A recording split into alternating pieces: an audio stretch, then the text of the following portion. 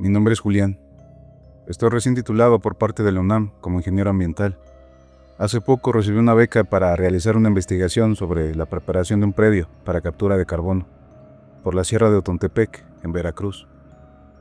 Decidí instalarme unos meses en una cabaña cerca del río, a una hora del pueblo más cercano. Llevé un diario de campo, un par de cámaras, lo necesario para documentar el terreno y los árboles. Este lugar parecía olvidado por el tiempo. Las creencias antiguas aún se respetan, y los ancianos me aseguraban que en el monte nunca estás solo. Al llegar, la comunidad me recibió con recelo. Nadie me negaba la palabra, pero tampoco me ofrecían mucha compañía. Solo doña Tomasa, una señora muy amable, dueña de la cabaña donde me hospedé y de un restaurante donde iba a comer todas las tardes. Ella me advertía con un tono de preocupación que cuidara mis pasos, porque a los chaneques no les gusta que les invadan su monte. Yo sonreía creyendo que solo era una advertencia tradicional, pero esa fue la primera vez que escuché la palabra chaneque. Durante los primeros días todo estuvo tranquilo. Exploré el bosque, instalé mis cámaras, registré puntos estratégicos, sonidos de animales, hice la medición de los árboles, etc. A medida que me adentraba entre los cafetales y la selva, veía pequeñas estructuras hechas con ramas, piedritas apiladas, y hasta muñecos de barro con ojos tallados. Pensé que todo eso era parte de los juegos de los niños de aquella zona. Una noche escuché carcajadas suaves alrededor de la cabaña, como si fueran esos niños jugando por los cafetales. Se me hizo sumamente extraño que a esa hora hubiera niños jugando por ahí. Pero como es un pueblo pequeño, no hay los mismos peligros que en la ciudad. Salí con una lámpara por la curiosidad, pero no encontré a nadie cerca. Revisé las grabaciones de mis cámaras que dejaba por la noche para registrar la fauna nocturna. Noté algunas sombras pequeñas que pasaban corriendo entre los árboles, pero pensé que eran perros u otro tipo de animal, curioso por mi presencia. Pero algo en el movimiento de eso que grabé me resultaba humano. Al día siguiente salí por un largo tiempo para registrar varios puntos. Caminé una larga distancia por varias horas hacia las áreas de interés. Al regresar a mi cabaña, ya casi anocheciendo, me di cuenta de que me faltaban algunas cosas. Una de mis botas y uno de los lentes de mi cámara. En el lugar donde los había dejado, se encontraba un montoncito de tierra con flores y pequeñas ramas encima, como aquellos montoncitos que había notado anteriormente dentro de la selva. Pensé que sería alguna especie de broma de aquellos niños que andaban por ahí. Desde el principio sentí a los pobladores algo incómodos con mi presencia, y podría ser parte de un plan para que empezara a sentirme incómodo y decidiera irme. Por un momento recordé a doña Tomasa, cuando me hablaba de los seres llamados chaneques. Siempre me platicaba que ellos protegen el monte y que pueden llegar a enloquecer a quien los ofende. Pero, ¿y si solo era una metáfora para los peligros de la selva? Esa misma noche, mientras dormía, entre sueños sentí que algo jalaba mi cobija. Me desperté de golpe y miré inmediatamente hacia el suelo. Entre la somnolencia y la penumbra de la noche, percibí por un instante una pequeña figura con ojos enormes, que salió corriendo por la puerta abierta. Me levanté inmediatamente a cerrarla, pero antes me asomé por fuera de la cabaña para ver qué es lo que había oído. Pero nada. El silencio de la noche era mi única compañía bajo la luz brillante de la luna que se reflejaba en el río. Me quedé un poco inquieto, pero después del pequeño susto, el cansancio me volvió a vencer. Dormí en paz el resto de la noche. Por la mañana salí al pequeño campamento que había montado, pero lo encontré desordenado. Las hojas de mis anotaciones estaban arrancadas, las cámaras tiradas en el césped. Los árboles cercanos que marqué tenían encima de mis marcas una especie de símbolos que me recordaban a tachones de un niño pequeño. Al regresar, dentro de la cabaña hay un par de huellas pequeñas en el suelo, que parecían de pies descalzos, pero con 6 dedos. A la siguiente noche decidí colocar cámaras con visión nocturna alrededor de la cabaña para demostrarme que no estaba loco, que todo ese tiempo que llevaba aislado no me había afectado tanto que ya comenzaba a alucinar.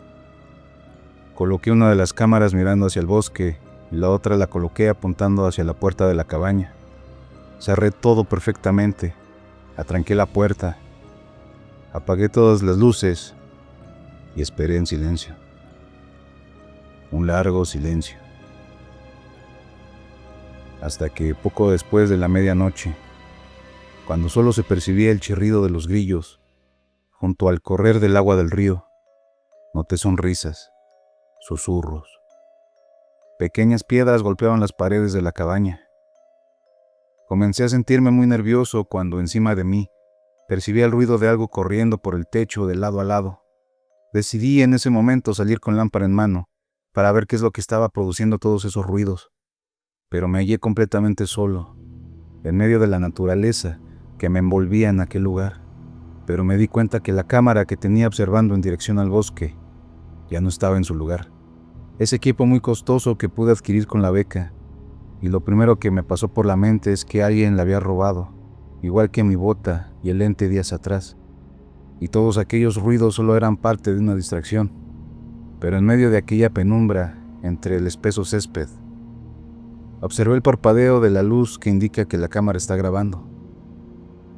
Solo habrían derribado el trípode junto a la cámara. Me acerqué a recogerla sintiendo un poco de alivio, pero lo siguiente que observé al agacharme para recoger las cosas fue de nuevo aquellas huellas pequeñas de 6 dedos, marcadas perfectamente entre el fango y la hierba.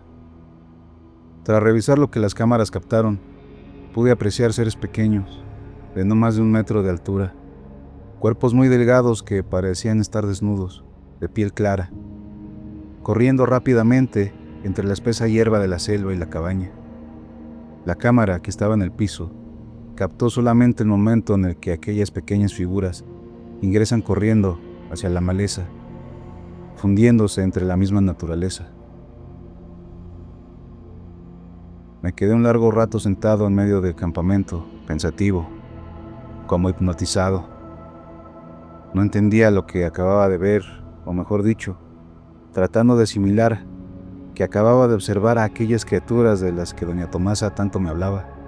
Cuando regresé de ese shock momentáneo, decidí mostrarle a doña Tomasa el video. Bajé al pueblo para hablar con ella. Le conté lo que me había motivado para grabar aquel video, y en medio de aquella conversación me comentó: «Uy, no, joven, ya lo tocaron, ya lo escogieron, y si no les da algo, se lo llevan todo, hasta la cabeza». Me recomendó dejarles una ofrenda: tabaco, cacao, un muñeco de barro, dulces o dinero, y que les pidiera una disculpa por no haberles solicitado permiso para poder estar en ese lugar.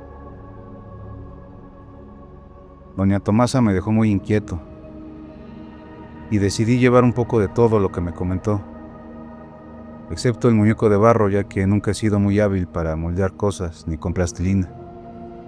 Fui donde los árboles estaban marcados junto a los montoncitos de tierra. Les coloqué aquella ofrenda, a la vez que les pedía disculpas y su permiso para poder quedarme un poco más en aquel lugar. Escuché risitas a mi alrededor inmediatamente después de haberme disculpado.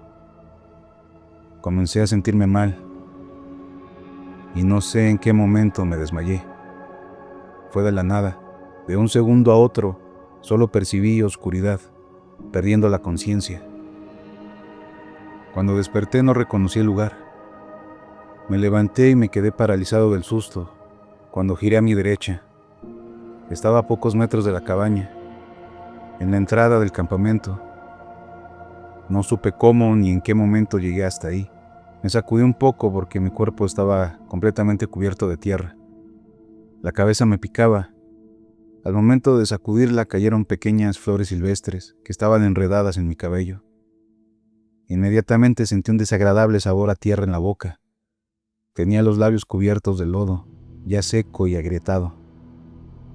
Sobre la pequeña mesa donde me sentaba a escribir mis notas, encontré una figurita de barro. Me bañé rápido y salí corriendo al pueblo para contarle todo a doña Tomasa y mostrarle la figurita. Ella no se notaba sorprendida por lo que le relataba, solo atinó a decirme: «¿Ya ve, joven? Le dije, parece que ya le dieron permiso de quedarse».